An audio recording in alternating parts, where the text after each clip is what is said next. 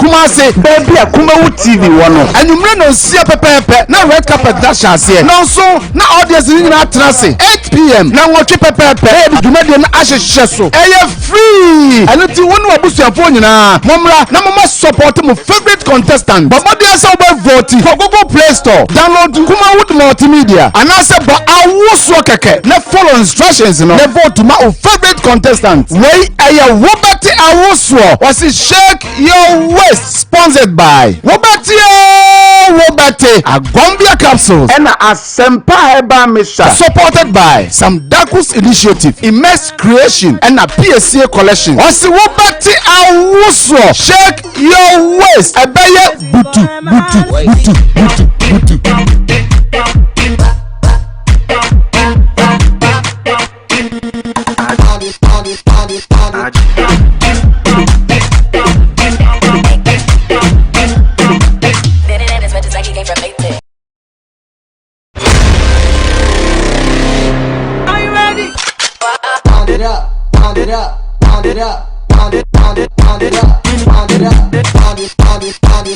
Yes, Emmanuel son was it Wobati Awuso shake your waist ejeko ejebo ejana nya bedu Awuso jumedia ye free nakakra yi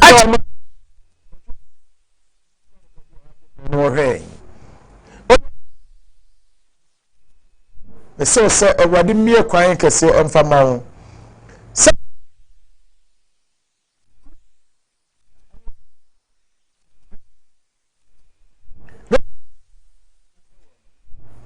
and then so yasa babio medika agudie nim ye besua de ade ya ntano ene ye bebie so ade a kire wo ene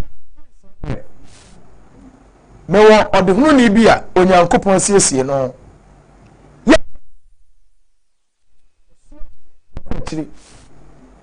na medere kra hwema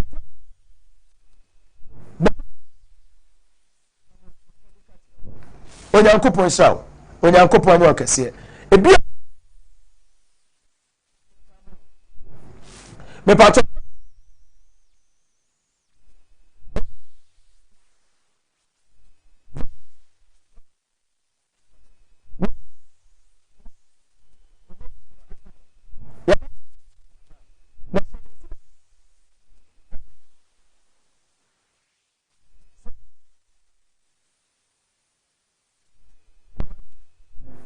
bomo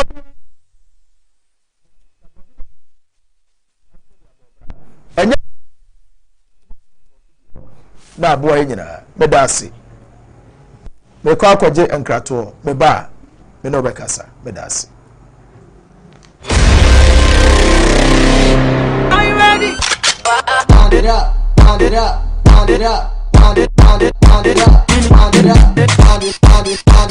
Yes, Emmanuel son was it Wobati Awuso shake your waist ejeko ejebo ejana nya bedu Awuso jumedia ye free nakakra yi achinchiri akwamia ayi ma omu ho fe omu akono omu ho twa no mutimi de omu sisi edi asa Awuso ma ne ye fe Emmanuel so say ekwayi omu mia nyina ye do omu nyina be hyiemu ewo Kumase ye be hwe who is who sabe we na nso betimi avotu na wo de ma favorite contestant why ene bedu kunim why aye Kumawu TV the April live mimi the way and mimi the bia ewo awos pap ahojo atenga junction Kumase baby a Kumawu TV wono anwumre no sia pepepe na red carpet da sha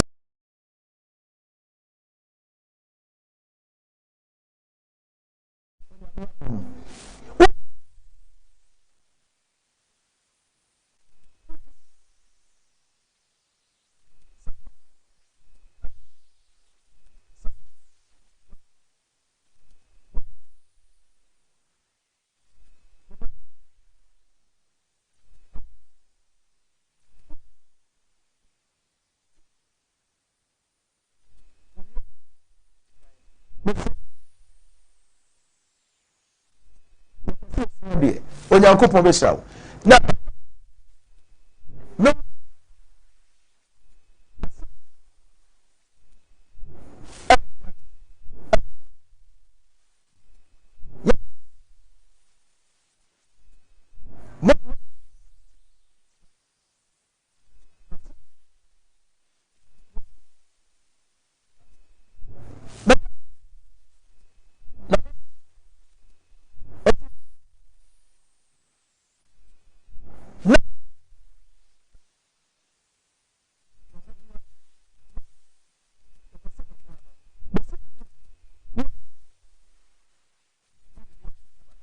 medase Nawa on to say ya ma na so kakra ma me ya fa o saying but your friend me favor God bless I hey na ko bi ante say ya do radiase me pacho na me obi a me tronwom e wa sorry nti one day me wo na Isofu be invited me Accra say me bra embe minister on na sorry man it's na me mama so you on like I said me mama no ye adwuma papa no at the age of 18 or raping into one year me at the right. Okay into me papa say friend no God bless Ajimai. Na mama church na Ajimai. Mama free na Brongo. Na papa so free konongo Dumase. Nti asa no. A so for ni invite na mama friend papa say ombra. Embesha talent e kura ne ba no. Nti papa so bae. Nti eko program no. Motorway ni ekunya accident no. I am from motorway. Pacha Accra motorway. Accra motorway. Kwame Nkrumah motorway no so. And I can't kunya accident. If you dey na see here. Pacha na ma me ne papa film. Nti o me de me koto kwalebu. Nti me dawa na after 3 months me koko ma be 3 months. Nti me wana ma me bi ba na doctors wan ka se me kwahye MRI. Ba ya kwa na o mo se wo ye 10 million. Na doctor bi ka che me se me broke mass na ho de e ho ye. Nti me back mass me da konfa no chi. Na o mo so de report man se me kwahye MRI ni 5 million. Nti ma da konfa no chi a me nyu obi obebua me. Me ne busia ni bi anso obebua me nti me ye ma me baba akope. Nti na me dia be da mo se mo bua me. Na me nti ende me ho na me nti nanti. The school no prament me ankobi me na se ejuma na pure takra na me kwa akoton a ka me ni beje. Se we so na panyina afiri mo accident na munyu aye no. Enti emu na ma na maybe so. Oh, for so way. But John Papa dear, me cast him in the bush and far na me chanto. By mammy dear, we nim send a man no. Oh my no. Yeah, ya na. Oh, here Francis here. But on a wrong. On a vrongo. Your friend is saying. But your friend Aku. Your friend Aku. But it is say Aku. Abro be a friend Aku. I told you to an enemy. Pacho. Omo on a wrong market native by me if you anything be me. Now by fear me the name. And the accident that happened on another water. Pacho on say like us or no so I am raw what them. Abrowana yemre. And apart from one another. O ma na busia fo no bia ni ho a wonimu ana obia ni ho wo film Pacho munim because you could see me ma me no ye promo. Oh mo promo na me da kwalebu onu. Nti me hu se ebia ha no mko sie na na se ha na mko sie. Na se wonim ba bia o ma no yankasa ye kura na chi wonim ba bia ada incident na happen here. Pacho dey. Okay, if you say na ufa utimi didie ana Adechi anu makwatena kwan so obi twema say 2 cedi plan na 1 cedi anu maselen for the sake of God so mo boa me na menya be 10 cedi na mde akoto aduane na mde bi atosim na mde bi akodware the whole pachan ebi na ade to aduane die ebi na ade to semina na MRI na omo se kokoshe mo no ho no na ho ka na yesai pachan na 5 million 500 Ghana cedis na eno akoshe mo ana won shem pachan minya boafo bi enti me koshe ai se se wo hia sika ya de be so MRI no na menya na ntia se o so mo pese mo your surgery me pachan na surgery no eno so ha se makozi sai pachan mo se se me she MRI nim na so mo problem na baby I wanna answer no meet me I am surgery. na sɛ wonya nkɔ sɛ MRI no mu di a ɔmu hunu surgery kɔ ɛsɛ sɛ ɔmu yɛ o nti ɛho nti sɛ Pacho, so far as I mean, MRI ni sika ne deɛ adeɛ sa emergency wɔ aseɛ hɔ na ayɛ a me maamefoɔ ne da aseɛ hɔ baabi a ntontom no guo no mframa bi ɛbɔ a ɛbɔ no hɔ bi na wo so da ɛde ɛso na wo da Pacho ayɛ a yɛtete box papers ne ase ne yɛda box no ɛde nneɛma mu no Pacho emu ɛno na wo da Pacho nti apa sɛ wonni hwɛsofo bi a Pacho me ne hwɛ sofo bia menya no nti ɛsɛ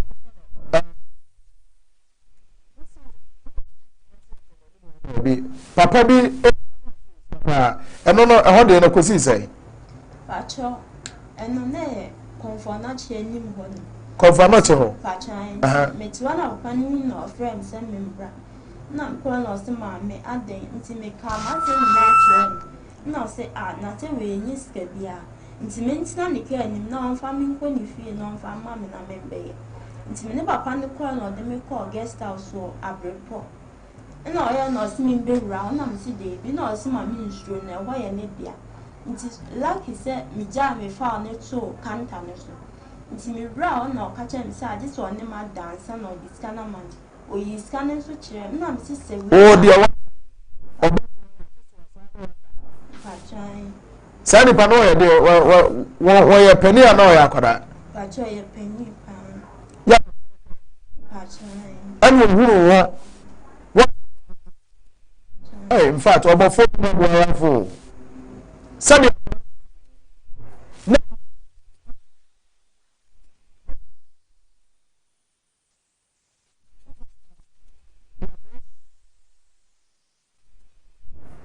ewie ɔmo wɔfa nsa kyitiɛ ti sɛ obi wɔkye ne na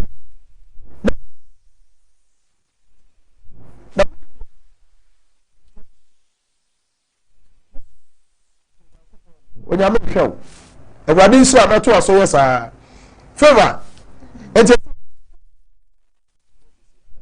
patwan mesrɛ tiefoɔ ne ahwɛfoɔ sɛ ɔmo mbɛyɛ me mboa ɛfiri sɛ bible sɛ ɔma mu wɔ nhyira ɛkyɛn wɔteɛ sɛ mobɛdom me na moboa me na sɛ mentumi gyina me nan so na sɛ mankɔyɛ mmɛmasɛm anaasɛ mankɔbɔ brabɔne biaa menim sɛ mekɔ mekɛtɛ so kɔda a meremfi mo ase da no mayɛ yie ɛna bible nso sɛ yɛnkɔhwɛ nyanka ne akunafoɔ nti mesrɛ tiefoɔ sɛ mombɛboa me na me nso mentumi nkɔyɛ surgery na mentumi nkɔhyɛ mmara ne mu na mehontɔn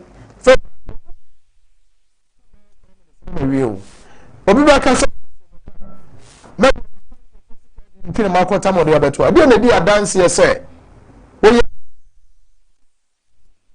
me wɔ MRI no report ne X-ray na wa patron ɛno ne yima me ha de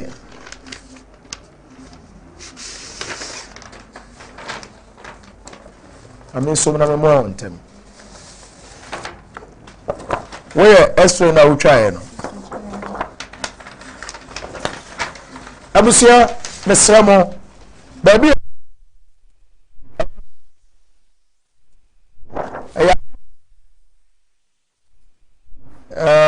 me radio mse me sine trase mpo ye mre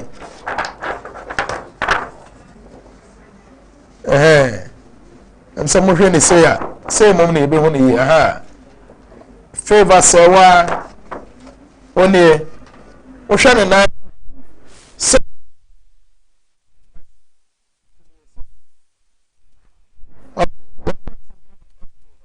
me radio akra ɔsɛ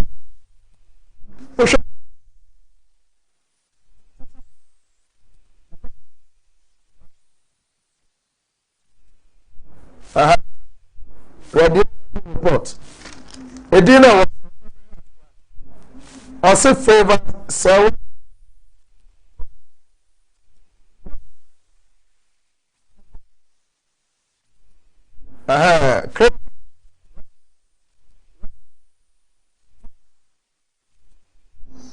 Okay. Now, sir, I don't know.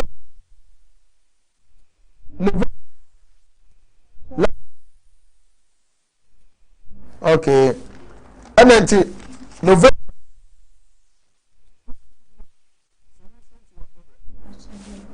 Okay. Where is you there? Confirmatory Teaching Hospital. The hematology report. And also no. Doctor Fonny and nurse for a woman. Where's be one more kasa where botanical names. Edu confirmatory anoma boboni here my. Yeah the show. I have so rather request form. Benjamin can kind in your the person de kyerɛ ɛma wo hunu sɛ dwumadie no ɛnyɛ we aduro a wokɔgye yɛ mebo a okay ɛnti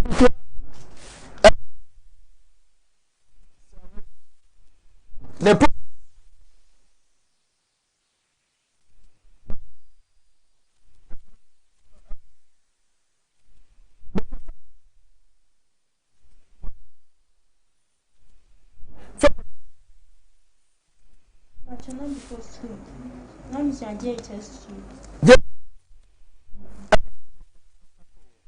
enti flo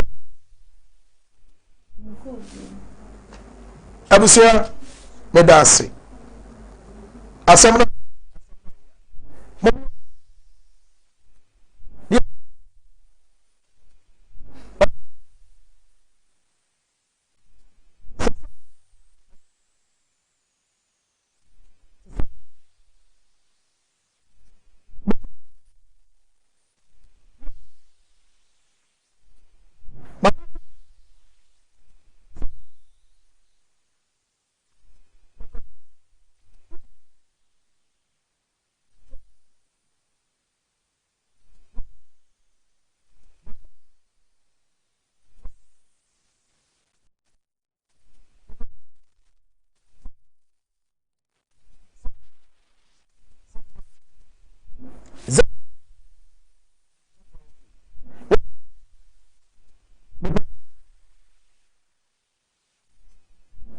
sika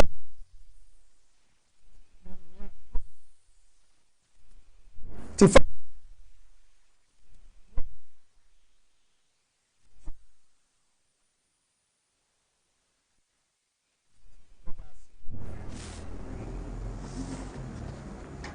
mepa mede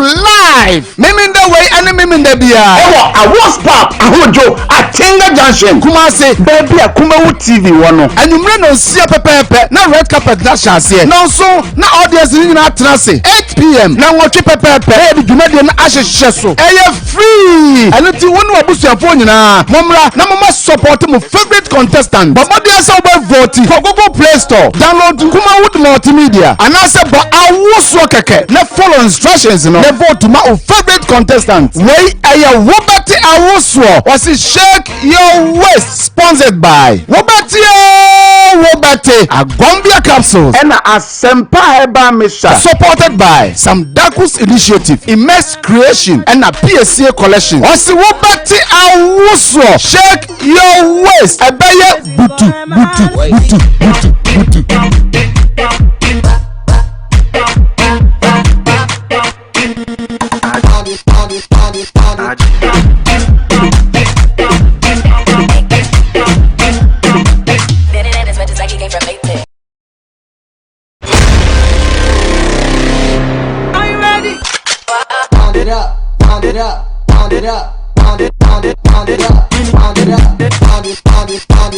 Yes, Emmanuel so wɔsi wobɛti awosoɔ shake your waist ejebo ejananya bedu awosoɔ dwumadi a yɛfiri nna kakra yi akyenkyiri akɔ mmeammea ayiyi ma ɔmo ho ɔfɛ ɔmo ho akɔnɔ ɔmo ho twa na ɔmo timi de ɔmo sisi edi asa awosoma ne yɛ fɛ mmerɛ na so sɛ yɛkɔyiyi ɔmo wɔ mmeammea nyinaa yɛde ɔmo nyinaa bɛhyia mu ɛwɔ Kumase yɛbɛhwɛ who is who sabere na nso wobɛtumi avotu na wɔde ama wo favorite contestant wɔn ɛna bɛdi nkunim wei ɛyɛ Kumawo TV ɛde ɛbrɛ wo live miminda wei ɛne miminda bia ɛwɔ awards pap ahojo Atenga Junction Kumase baabi a Kumawo TV wɔ no anwummerɛ na nsia pɛpɛɛpɛ na red carpet na hyɛ aseɛ na nso na audience ni nyinaa tena ase 8 p.m. na nwɔtwe pɛpɛɛpɛ ɛyɛ de dwumadie no ahyehyɛ so ɛyɛ free ɛno ti wɔn abusuafoɔ nyinaa mommra na momma support mo favorite contestant bɔbɔde asɛ wobɛvote for Google Play Store download Kumawo multimedia anaasɛ bɔ awosoɔ kɛkɛ na follow instructions no na vote ma o favorite contestant wei ɛyɛ wobɛte awosoɔ wɔsi shake your waist sponsored by wobɛte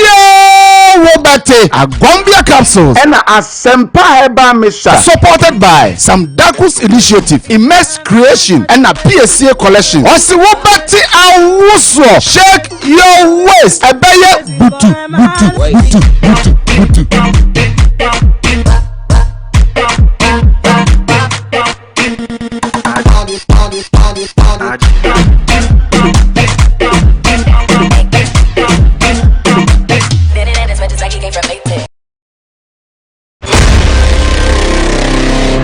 Are you ready? Pound it up, pound it up, pound it up.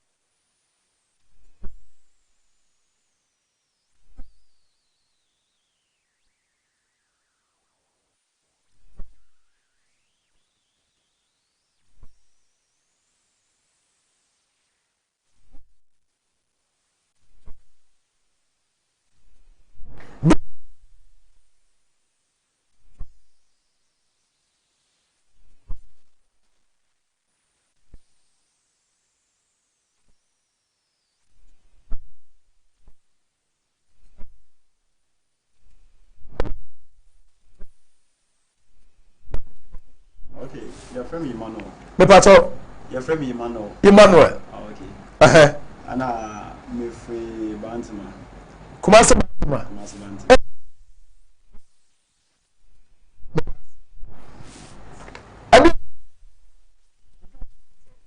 Okay, me ton niema. Yeah, like say in terms of Juma 7 hour kan.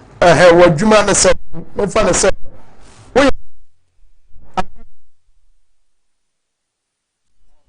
So for me practitioner like me nature worshiper, like I worship nature.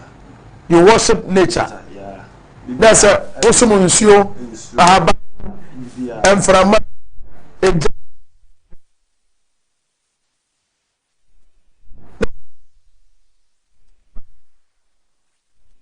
okay.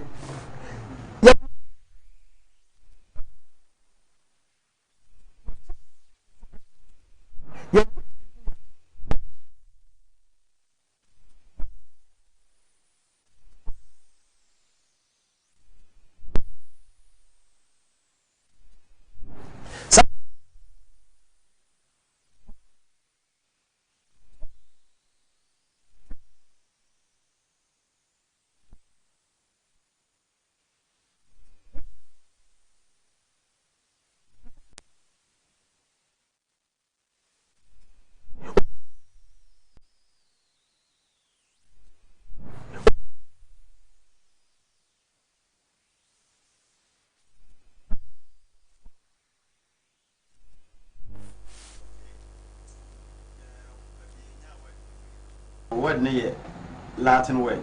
Occult, no? Occultus. Occultus.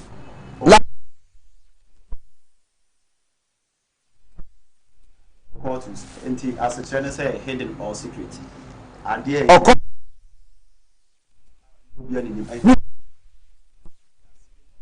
Yeah. And about English in an occult.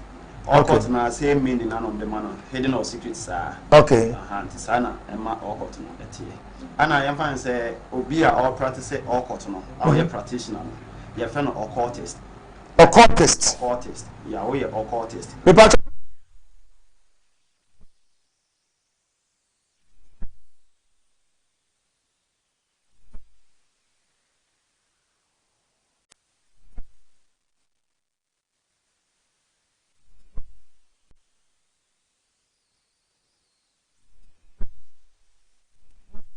Moment of so or they are then put you in work like or the year Jumano. Practice or courtesan. Yeah.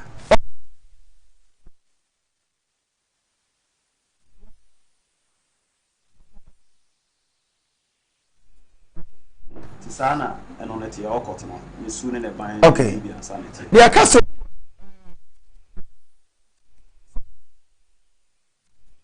Your quarters. I'm gonna say that we make us a mere nature rich, and I say me waker. Honey, I can't say before, but to outsiders, no. That's a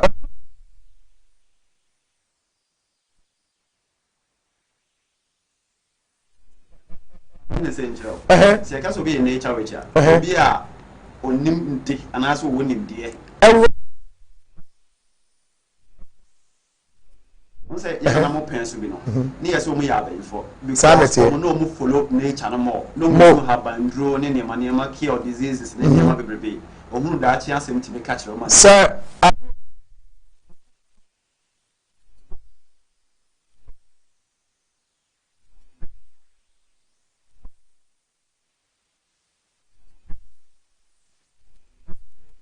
To be our follow Sani money no. Our quarters. And to say, I'm say, so Nippon be to me.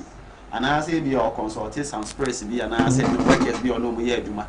Then Nippon a band, and I said to me, a band, one name be Duma. That the process now make us a warrior, and a man be our courtesan. Into bit much and say, oh, fire car, fire sea, fire sea, fire sea, fire sea. 2 minutes.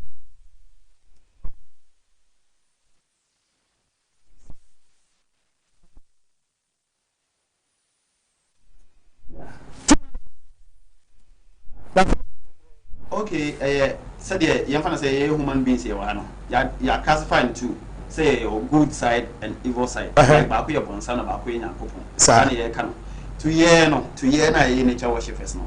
Ye believe that doctrine no.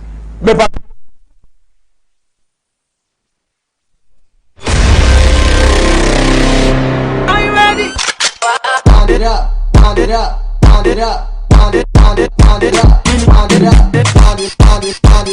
Yes, Emmanuel son was the Ubati Awuso. Shake your waist. Ejeko, ejebo, ejananya bedu. Awuso jumedia. Ye free naka cray. Achinchiri, akwamia mia. Ayi ma omu wafe. Omu wakono. Omu ucha. No mutimidu omu sisi ediasa. Awuso mani ye fe. Emmanuel son say kwa yi omu mia mia nyina. Ye do omu nyina be shiamu ewo kumase. Ye be sha who is who. Sabi rena. Onsu betimi avotu. Na odi ama favorite contestant. Why ene bedi kunim. Why aye Kumawu TV. The Ebra live. Mimi in the way and mimi in the beer. Ewa, I was pop. Ahojo at Tinga Junction. Kumase, baby, a Kumawu TV one. And you may not see a pepe. Na red carpet that shall see. Now so, na audience in our trance. 8 p.m. Now watch pepe. Hey, you made an ashes shesso. Hey, free. And it's one who boost your phone na. Momra, na mama support my favorite contestant. But what they are so voting for Google Play Store. Download Kumawu multimedia. And I said, but I was keke. Let follow instructions, you know. Let vote to my favorite contestant. Wait, I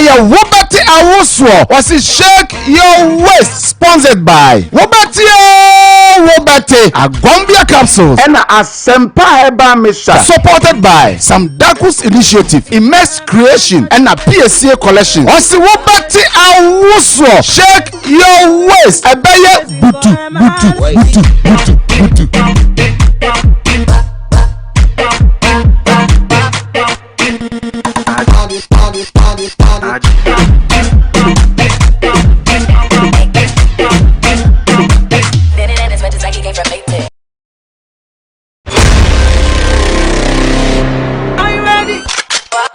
up, pound it up, pound it up, pound it, pound it, pound it up, pound it up, pound it, pound it, pound it, pound it. Yes, Emmanuel was it Ubati Awoswo. Shake your waist. Ejeko, ejebo, ejananya bedu. Awoswo jumedia. Ye free naka krei. Achinchiri akwa mia. Ayi ma omu wofe. Omu wakono. Omu wucha. No mutimidu omu sisi edi asa. Awoswo mani ye fe. Emmanuel say kwa yi omu mia nyina. Ye do omu nyina be hyiemu ewo Kumasi. Ye be hwe who is who. Sabi Rena. Onso betimi avotu. Na odi ama favorite contestant. Why ene bedu kunim. Why aye Kumawu TV. The April live. Mimi the way and mimi the bia. Ewo awos pop ahojo Atinga Junction. Kumasi baby a Kumawu TV wono. Anumre no sia pepepe na red carpet na chance. Na so na audience ni na trance 8 p.m. na wochi pepepe e bi dwumade na ahyehye so. Eye free. Anu ti wonu abusuafo nyina. Momra na mama support mu favorite contestant. Babode asa oba vote for Google Play. Now you can watch your local Ghanaian movies right on your mobile phone. Simply download the Kumawood mobile app from your Google Play Store or Apple Store. Register, subscribe, and watch lots of local movies in English and various local languages. You can also get access to the latest news updates in the entertainment industry daily. So what are you waiting for? Join the fun. Download the Kumawood app today.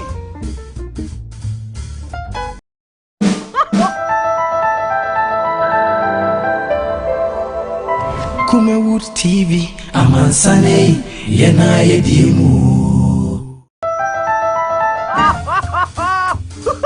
Now you can watch your local Ghanaian movies right on your mobile phone. Simply download the Kumawood mobile app from your Google Play Store or Apple Store. Register, subscribe, and watch lots of local movies in English and various local languages. You can also get access to the latest news updates in the entertainment industry daily.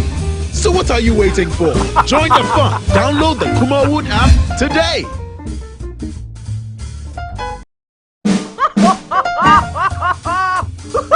Now you can watch your local Ghanaian movies right on your mobile phone. Simply download the Kumawood mobile app from your Google Play Store or Apple Store. Register, subscribe, and watch lots of local movies in English and various local languages. You can also get access to the latest news updates in the entertainment industry daily.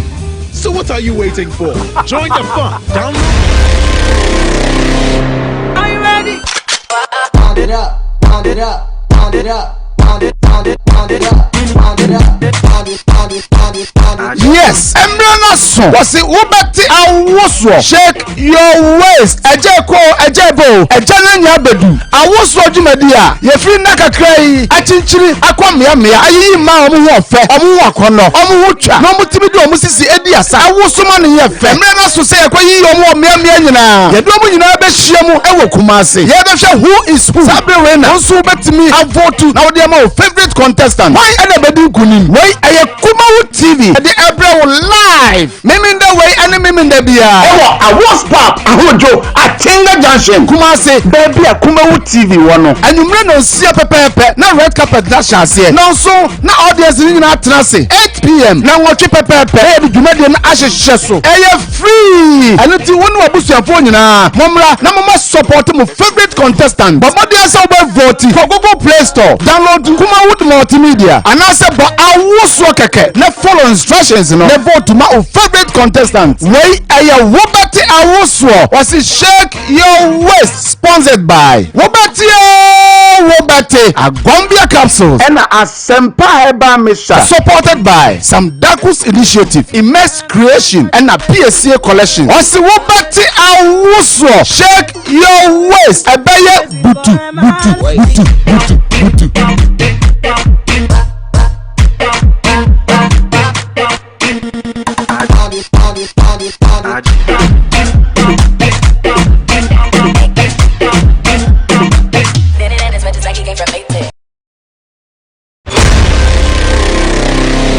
Are you ready?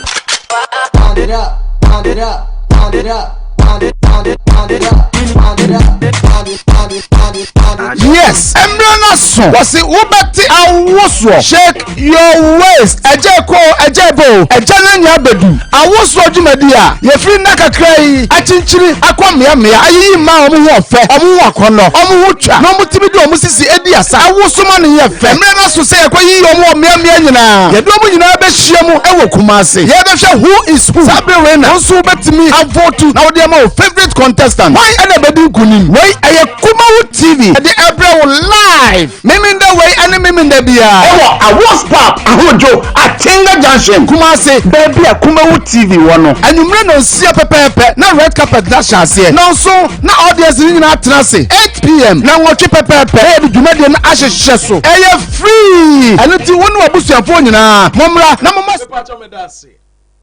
ana de bedroom parliament house aha jese ohumi a na menye nipa to a o ba bia wu ama me pacho ye toa ye nkomobo no so ye hwe ade a ehinta the hidden secret na me pese takre ade bia ye frɛ no occult ye ka so bi ye occult ni a na ayehu na edaja obi so obi kɔ ne yetere ye nsa hwe no so akɔ occult ni o na ayehu se ni pa no kra pese e be ma ne nsu anom okase e humpa na ayehu sa occult no oya aboa ben eno hu nkomo na ne yedi Mr. Emmanuel na o ka asem bi say tumi bi free occult no ana say oya na say obadiem abodiem bayiye o ka say we the nature witch na say abodiem bayiye asa wawura nyame abodie no mu na wanya musua hunu enti ye bibre mu ade ye be friend say bayiye fiso obi ye bibi na nwanwa ye ntimi appreciate nyankopon ade ye be ka nyina say bayiye bi yanso obi ti say obi ka bayiye a ade hunu ade fon ye mpe na ka bibi say uwuram na benya tumi no a tumi ni betima ba be kire say ye wei ade ba ko ma discover wo occult no say ya say Chinese for nsum nyame omu nsum Yesu nti omu nye nyame ma Japan for nsum Yesu omu nye nyame ma but obi ti Ghana ha say osimi pe Toyota car me pe Japan car me phone we say efri Japan ade we efri Japan and dey no ofom wonya Japan goods o say we ye papa meanwhile onsum Yesu ade nti na san crofon de occult no ye sa ne ma no na ye ati ya say Yesu ni ye ni agye na omo ni ama ne ye saboa so enti tumi no ekwa ba so na tumi ne fa so ebewura eba wo nchen wura occult no mu a okay omo no it's like invite invitation na say oto nsa frɛ honhom no na honhom no ɔte okay omo ye forces bi a omfo wani hu but they do exist ana omo ho ana omo wo planets you different types of planets na make sure say nature which is no you nsu elements no bia so otumi elements bia otumi se ja emprama sa se ni nsu no bia otumi ana planets ni na so otumi honhom etitim nti se opese ofre wo mu ana say yi na you call them say like ana say obetima crossroad road kwanta bi a epai say why de no ho na ye oti so de ho that's right obetima ko wa level sacrifice bi se pan no ana say ade bi a besen queens ana bi sa ade akuo say be bia mfa say be to say opese umiti spirit bi ana bi sa nti omra won che no be ye nti every spirit bi obepass obi ana na be like be chini bi ano invite obetima hu apollo di aba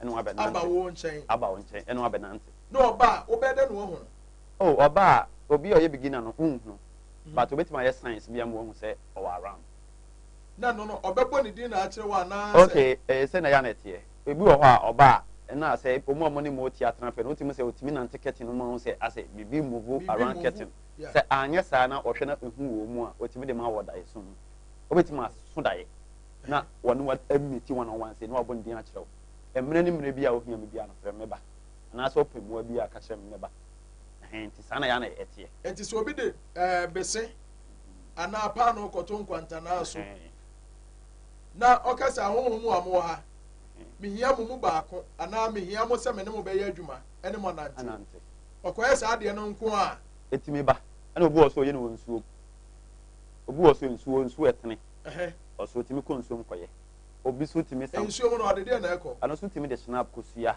ene besene ada saa ne ma na bi aso timi de ana ye wo different types obi an ba bi otimi ye ne de ana obu oso a onya na saa ba obu ho a books there was some books bi a ancient people bi buy e betena asase so mo ye some practice bi a books ni bi da so ho a who follow that books now say 6 and 7 books and your friends say Abrahamic magic Enochian magic the lesser key and grand key of Solomon what that's right like give me ton your books will be yeah occultic books are okay and also normal guidelines to how to invite them and ask someone them yes animal so ni nyina be out me dey invite you mo enti so obi practice sa animal no a say nipa na your friends say or your occultist yeah or your occultist na me pato papa na e bone any bone ni any papa ewi ase ye ni bone any bone ni papa one thing is that life no spirits no and also the forces no they are tools ya ka tu a yemfa na say bit say me fun ye kita me fun we metimi dia ya de papa say na metimi dia ya de bone same thing applies to them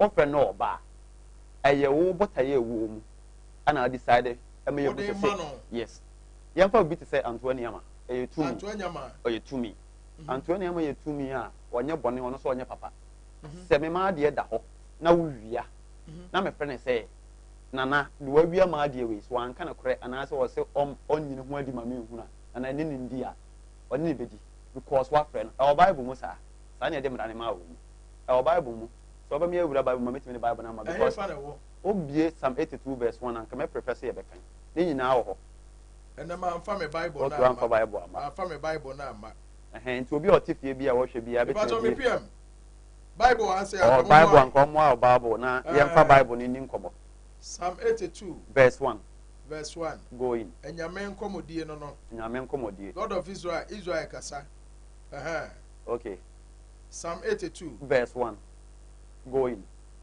the pacho me ba okay verse 1 go in we never ko brofo ana onya twi so ta kire so be bo ka menya twi no a kamenya twi no a kebeboa pa twi no so betima aboa ahefo me pomacha wo mama me bre kakra empanini na duru ho nti ye hwe ade ne se ya ya nyinya ya nim momfa ncheme Psalm 82 verse 1 verse number 1 enyame nkomodie ni o se Israel tamfo onyankopon jira nyankopon asafo mu onyankopon se jira nyankopon ahase no translation no oma say a mistake no mo ye bible we kita ye no e full occultic book for beginners bible occultic book for beginners one no ase occult na next time ameba no medical di bible na ma yem pento kwa na ye bia but medical di bible no what bible na say bible no the memo akan to so bible no ye full of alchemy occultic practice changing one thing from one state to another and also manipulate it and now multiply from one state to another like say in so what na be one yes a miracle no okay multiplying food say aduane and as they be multiply na be bebre yeah commanding the water say be solid and as firm and wet man yeah ni nyina practice of alchemy bia that's alchemy no so yeah occultic practice okay yeah mysticism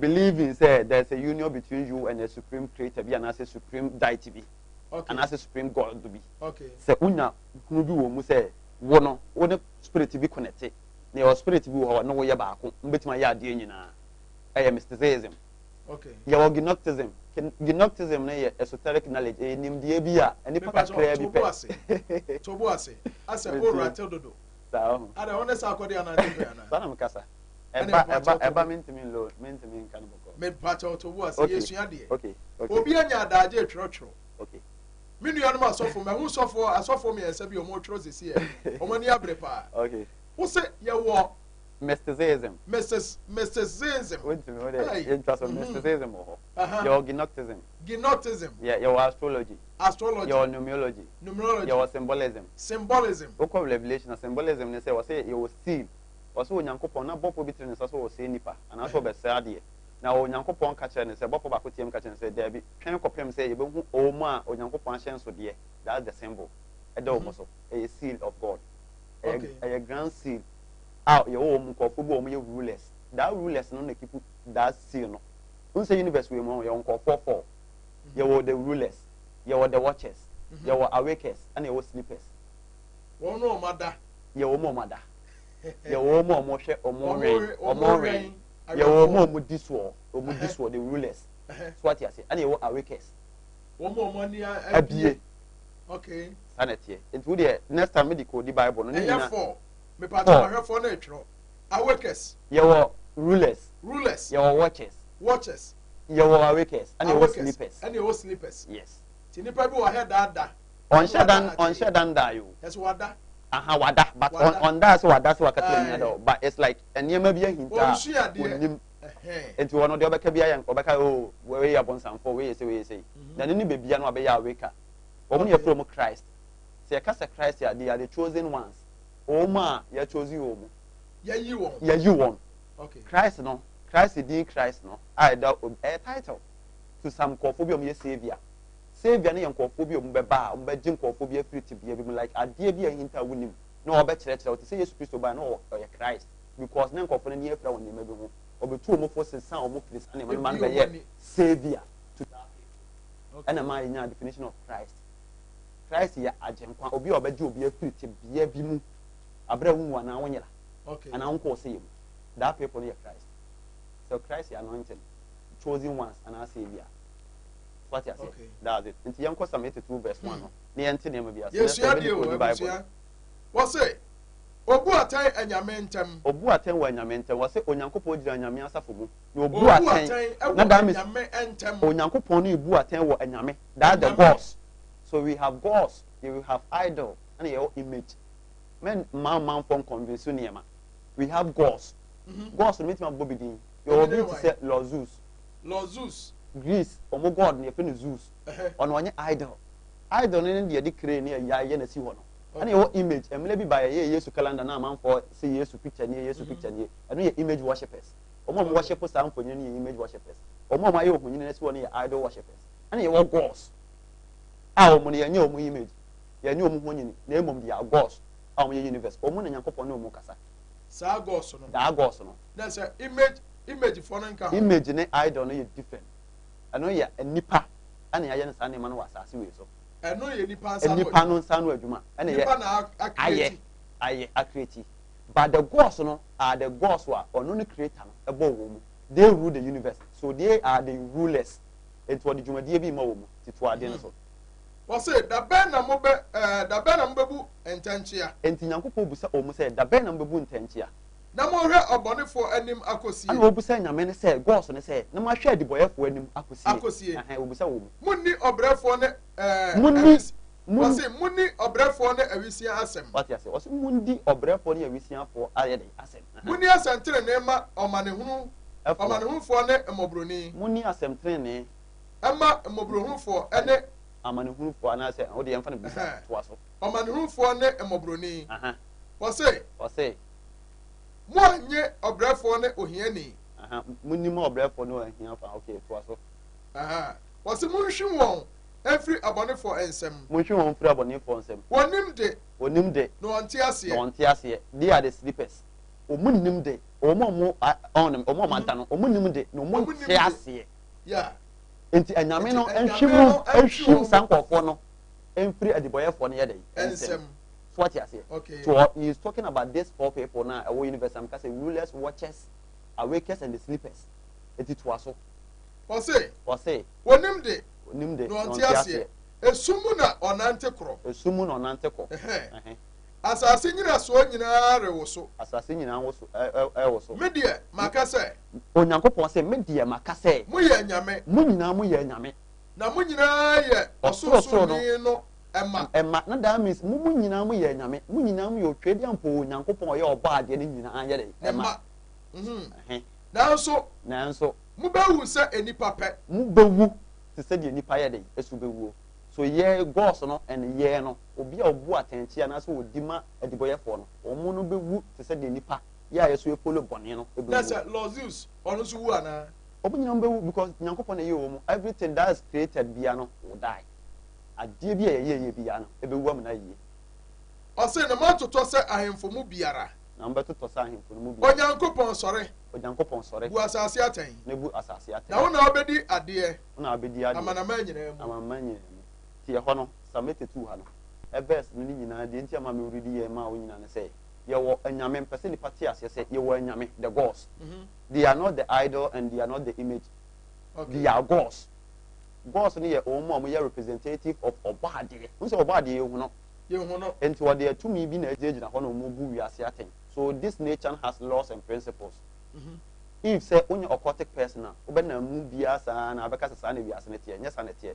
deɛ ogu no na wotwa nature principle and law so ati ase ɔma ho wɔ nhyira kyɛn wɔdeɛ no deɛ ɔyie no ne ho nkyerɛ ne da givers never lack woyi a ɛsaaba wonya saa na teɛ to abodo no gu nsuo ani daakye nsa na bɛka no saa na teɛ sɛ otu gu ani na wɔ expect a nsa nka who expect here on sanka expectation law ne say everybody who expects something will always be disappointed so obi odi na nitu ade bi aso hwɛ sɛ o fele ade ne ma na sɛ me kyɛw ade a enipa sɛ me de mani to so sɛ mama Emmanuel ade sɛ obedam ase ana sɛ so odi bibi brɛ me ti me nya de ma wa me nyima ni so you adwene enipa sɛ me dwene ho adwene ho bio ma adwene ho de ɛbɛba ne mo sɛ me dwene ho de a ɛma enti wa adwene ho ɛba in a different way wani na so da na afa ba bia yɛ den aba sanity nti ni nyina yɛ law na sɛ ɛte sɛ akora a me hosu ni favor akora yare ɔpɛ boafo mɛjɔ mɛ yi mi sika de ama no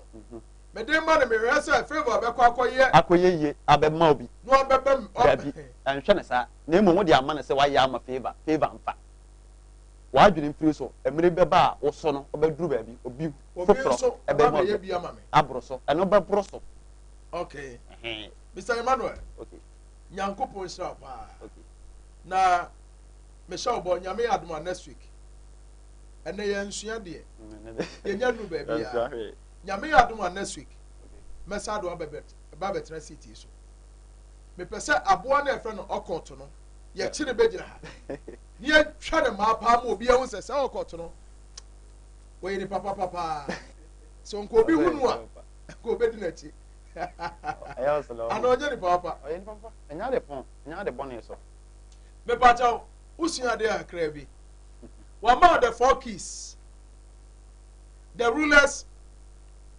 watchers awakers and the sleepers eya enan emudian na wo nim aha eye Kumawo TV so aha ne efre no agoprama so enkomo that is platform of what? Marriage. Platform where you sua de ne ye gye adwene mu dɔ de wonim ne ye de ma wo enti de friend the spiritual hot seat onyamenya okese me pacho me ba bebie me phone line no me nche kura me bie ne be 10 minutes pe na me ka sa me de mobile money number bi ebeto dwa na akwara no obetena so no ebia na opesa oboa kakra said Mr. Emmanuel acheche nsem o say give us never lack one na one ma no won hu nkyere won enti me pacho number no enie hyane nsoma me ebia na ati abroche na akoma se bebo akwara no said o pay acheche nsem oboa no a awrade nso bedomo 0543 596070 0543 596070 me pacho when mobile money number ya de boy ye nua ba keto no favor se si ope 500 Ghana e de akwa hye MRI machine mu me pesa me no mienu ye boa no na yetimi eboa kwara ma otimi koye sa dwumadie no ye sa hwe ha se obetimi akwa koye surgery no no ono so no wato no na se mpo emwa bi wa kire betimi aboa ma watimi akọ school ano watimi akọ school a oyoba yenya adwuma bi ma ne sua that also betimi de abode bra ebra na maame ne papa nyina eni wiase bi ewi enti sa number we 0543 596070 eno ne numbers a wo betimi ade usika afaso na de abo ye nua ba akoma no onyankopon hraw onyankopon nya okese me pacho me ba bebie me phone line no na enkomo edi yi eho question na me pesa obisa uko bisa question fufuro bi ya mepacho minyi wano aya 0200 603 602 0200 603 602 mepacho me kwa akwaje nkrato oba me ba obetimi afre na ye no adwetwe nkomo kakra bi medas. Are you ready?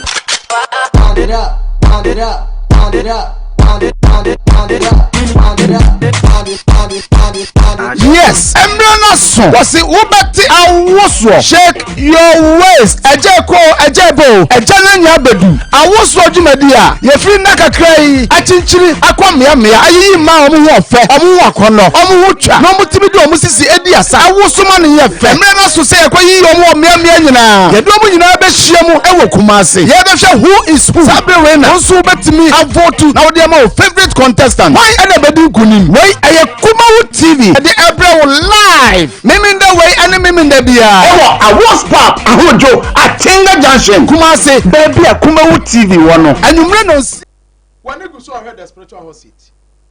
Be on telephone mama. Na me ka say na motia ba. Ewo enkoko akiri ho. Menya na ntiasa na naso wo shefa. Enura enwumre eno wo sha ase obewie nyame adom ayawada. Na motia ba mechia wo.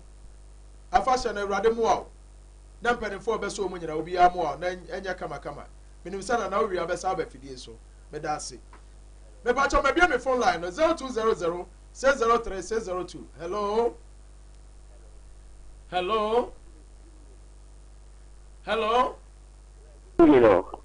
Good evening. Asapo Open nyame adom na wo so meda ase wo di ba bia kasa free. Me kasa free to say me Randy. Christia, hey, me ba Randy. Ran, Yamisha. Amen. Me ba cho yetio. Yeah, me pa cho de you be atani kano e no ko pa. Yamisha. We do I go no say ampa. Me da. What is you say ampa say good so you got say no ko pa. Yamisha. Ya me ko si show e pese. One take say akoto ta wa ko say ni. Amen. Amen. Yedasi. Randy, Yamisha pa. Yedasi. Oh, I'm from me bay. Hello. Apa kasi ampa cho odi ne ba bia kasa free. Me pa cho kasa free Kumasi. Odi. Me pa cho ya friend JK, okay. Mr. J yankasa. Me pa cho na apeni ne kasa no wase. Obi de pan okoto nkwanta na yiso a. Obetumi di afle ahonhom ne ade. Na me bisa ne se eye obia na to obia wo honhom mana wo tumi bi tumi ya sade. Okay. Mr. J medasi. Hotel okaim. Oso obi de pan okoto nkwanta na so. Efra honhom. O frese obia na betuma bi ana se obi okuta honhom bi ene betuma ni se adwuma. Hello. Apa kasi odi ne ba bia kasa free.